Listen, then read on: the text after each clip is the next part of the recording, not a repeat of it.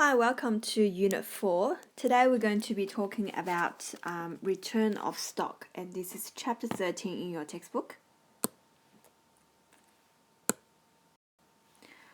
Okay, by the end of the topic, you will need to achieve the following aims. Okay, you need to identify a return of stock from a credit note, explain what are the reasons for a return of stock, define the term what is a purchase return and what is a sales return, and also be able to distinguish between the two.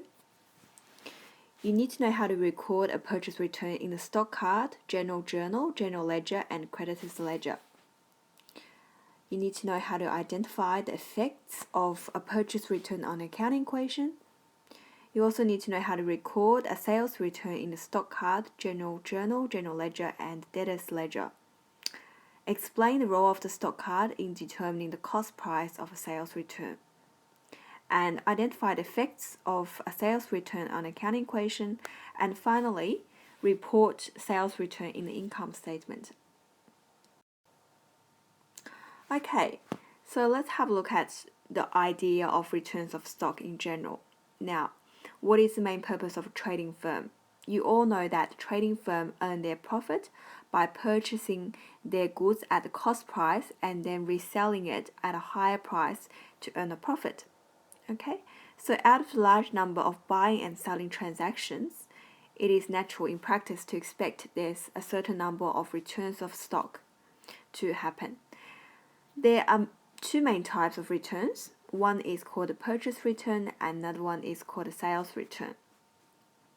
So essentially, a purchase return is the return of stock by your firm to the supplier, or what we call trade creditor.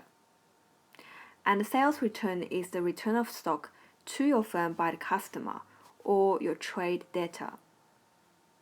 Okay, now question for you. What do you think are the main reasons or the main causes for returns of stock? Okay, you may want to have a think about this.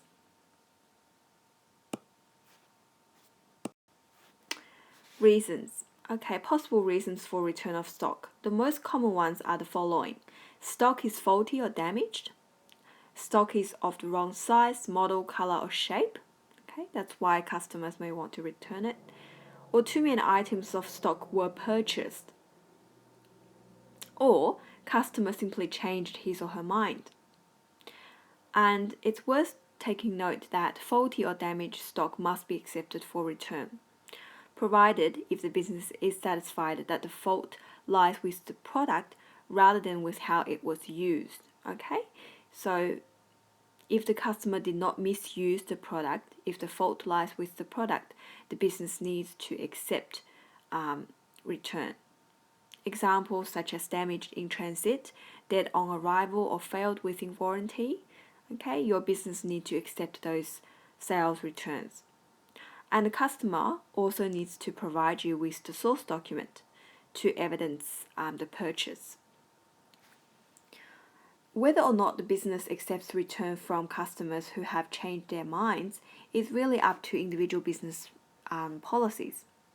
Okay, what do you think is the benefit of the business accepting sales returns from customers who have changed their mind?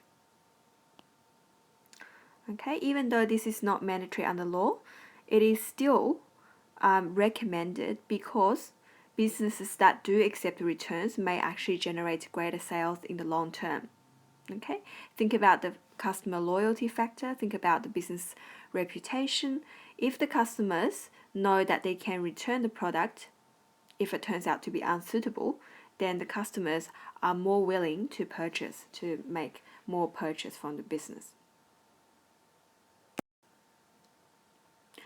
Okay, I want to talk about credit notes. Now, credit note is the source document that verifies the return of stock either to a supplier, trade creditor, or by a customer, okay, trade debtor. So it is really the source document.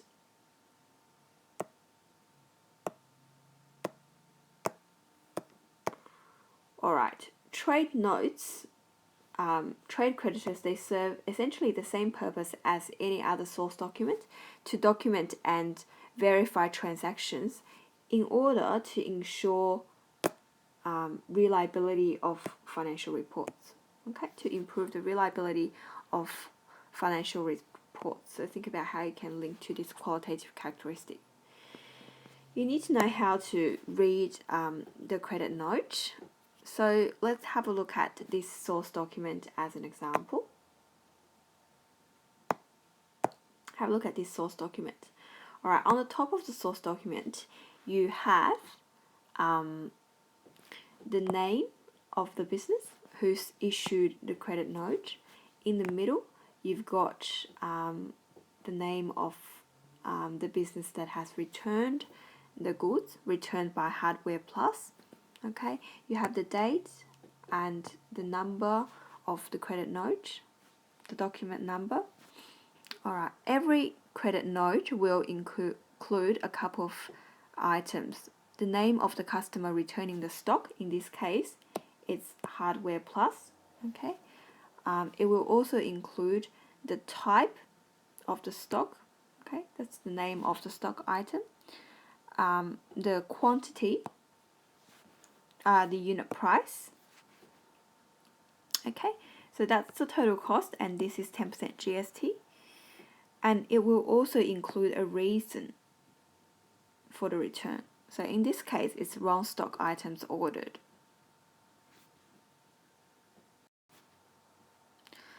All right, how can you decide whether it's a purchase return or a sales return? How can you distinguish between the two? Okay, if your business name is in the middle of the credit note, okay, so in this case, if we are Hardware Plus, then we are returning the stock, and this transaction is a purchase return. If your business is at the top of the credit note, okay, if we are Marco Tool Company, we are receiving the stock in return, thus the transaction is a sales return. All right, so the key is to have a look at where your business is, where your business name is on the credit note. All right, recording purchase returns to trade creditors. How do we record purchase returns? A purchase return occurs when our firm returns stock to a trade creditor, and this sort of transaction will have a couple of effects. Okay, when you return stock to a supplier, it will obviously reduce your stock control. Okay, it will increase your GST clearing account, and in a minute we'll talk about why that's the case. It will reduce the amount owed to creditors, okay, because you've returned your stock to the creditors, you no longer owe the creditors for those amounts. Let's have a look at an example. So on 28th March 2015, Pete's Tire Mart returned 20 tires to Billstone Tires because they were the wrong type. The tires were purchased for $80 each plus $8 GST. And the credit note source document, okay, credit note 11. So any transaction, you should know by this stage that any transaction that involves a stock flow should always be recorded in the stock card. Okay, so the effect of the purchase return should also be documented in the stock card. All right, because purchase return means that the stock leaves the firm. Okay, so you are returning the stock to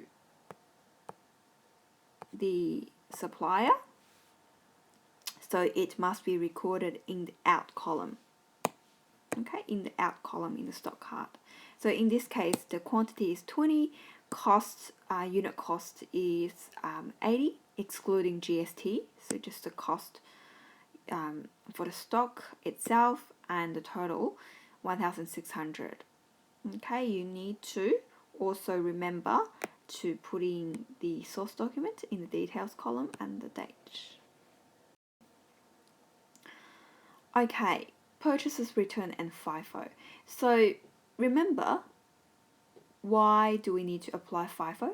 Okay, so when the business sell goods, all right, the cash receipt or the sales invoice will document the sales price only, okay? It will not identify the cost price of the stock that has been sold, okay? So in chapter 8, in unit 3, we've talked about why we need to use FIFO, because we cannot identify exactly the cost of the goods sold, okay? So there was actually a need to make some kind of assumption about the cost of the goods sold. So we apply the principle of first in and first out FIFO. However, for purchase returns, the credit note, the source document, specifically identifies the cost price of the stock that is being returned. So therefore, for purchase returns, we record them at their actual cost price that's stated on the credit note, and there is no need to apply FIFO. Okay, so how do we actually record purchase returns?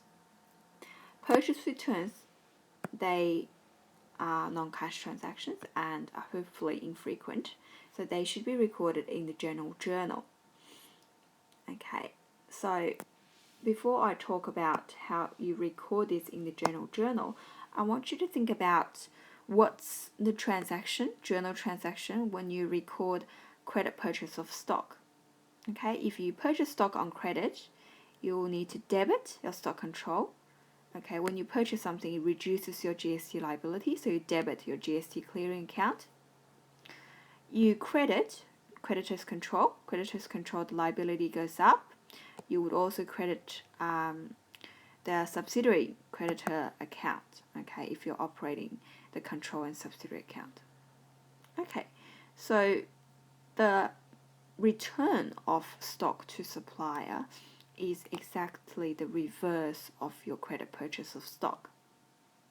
So let's have a look in the general journal, okay, because you've returned stock to the supplier, you no longer owe them this creditor amount, so you need to debit your creditors control by the total amount 1,760, debit the subsidiary creditor account 1,760. You need to credit stock control because stock is leaving your business, okay, it's reducing, so credit stock control by the amount of the stock only 1,600.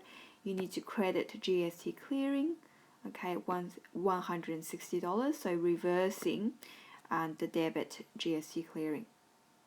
And the narration, let's have a look at the narration, it's quite specific.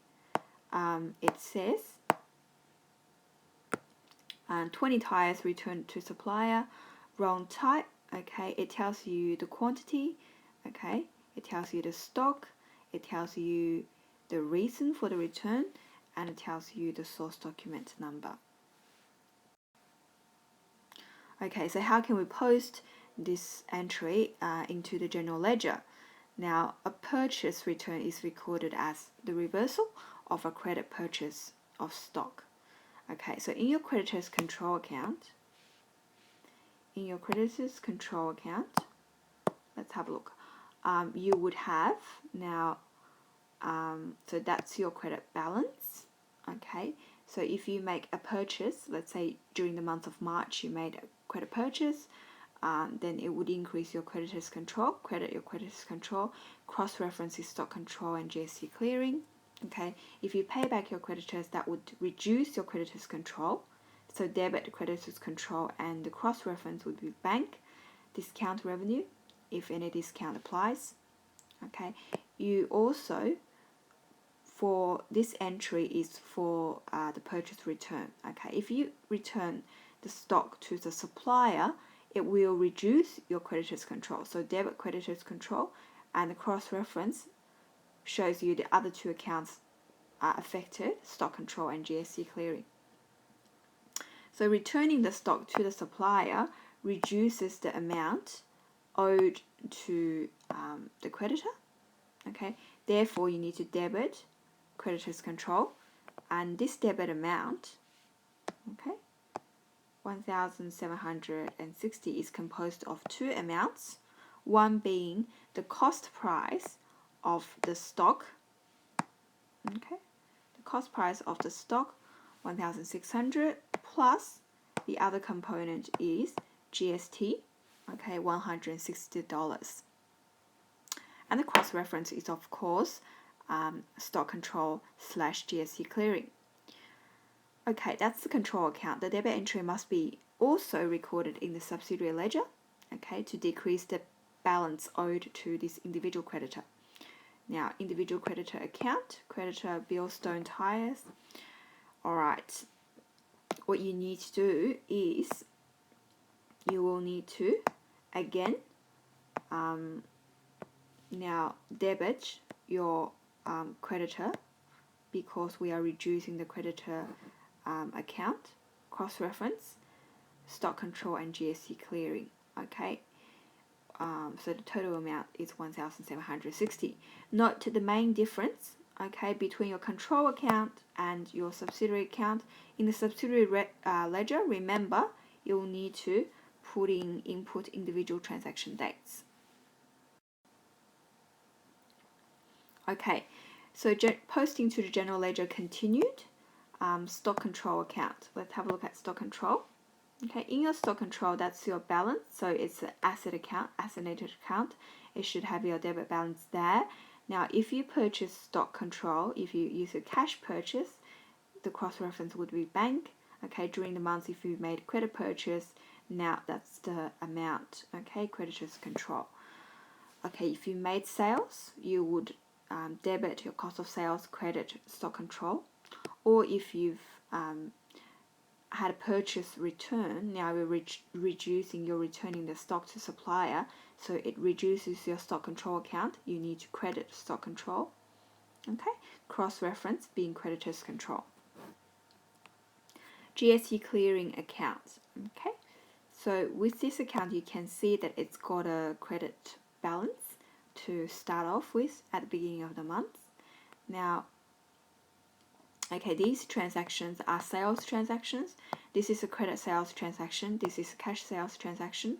They all increase your GST clearing. This is your when you make a purchase, a credit purchase. Okay, it would reduce your GST liability. Now, this again is a cash purchase. It will reduce your GST clearing account. When you make a purchase return, okay, the cross-reference is creditors control, and it will increase GST clearing. Okay, as a result of the purchase return, the stock level decreases. Okay, therefore your stock control decreases via a credit to this account. Note, only 1,600 amount that relates to stock is credited. The GST component is recorded as a separate credit to the GST clearing, okay? And this will either increase GST liability to ATO or reduce the GST asset the firm has, okay? In this case, in this scenario, it's increasing your GST liability to ATO. Okay, so what's the effect of a purchase return on accounting equation? The effects of purchase return on accounting equation is again the exact opposite of the effects of a credit purchase on accounting equation. Okay, in order to figure out what are the effects on the accounting equation, it's always good to list out or to write out what's your transaction, okay, for the purchase return. Okay, so for the purchase return, we know it's going to decrease our creditors control, so we need to debit creditors control. Okay, we need to debit now creditor control for the individual subsidiary. I'll just write this up here. Okay, for the individual creditor, you need to credit your stock control, because stock control reduces. You need to also credit your GST clearing. Okay, so in the previous example, so if you recall, now in the previous example, what we had was that this amount, creditors control, reduces by 1,760. Okay, stock control reduces by 1,600, and your GST clearing, okay, increases by $160. Okay, so what are the effects on assets? Well, on assets, you know that stock control, okay, stock control has decreased by 1,600. Okay, so overall effect is decreased via the stock control account by 1,600. Liabilities, okay, GST clearing, this is the relevant account again. Now it's and as well as your creditors control, they're both liabilities. Now creditors control has reduced by 1,760. GST has increased by 160. So the overall effect is decreased by 1,600, and there is no effect on owner's equity. Okay, purchase, when you want to report your purchase returns, think about the effects on the accounting reports. Okay, have a look at this transaction. Now, when you record this transaction, it actually doesn't involve any revenue or expense items, and it doesn't involve any cash flow items. So it will not, the purchase return, it will not be reported in the income statement. Okay, it will not be reported in the income statement or the cash flow statement. However, it will change the balances. Okay, it's going to change the balances of the stock control, creditors control, and GST. Okay, so these updated figures will be reported in your balance sheet. Okay, but purchase return is not reported as a separate item. So the only effects are really the updated figures for stock control, creditors control, and GST clearing in the balance sheet. Alright, at this point, I want you to have a go at these exercises. Exercise 13.1 in your textbook and 13.2, and in class we'll go through the solutions.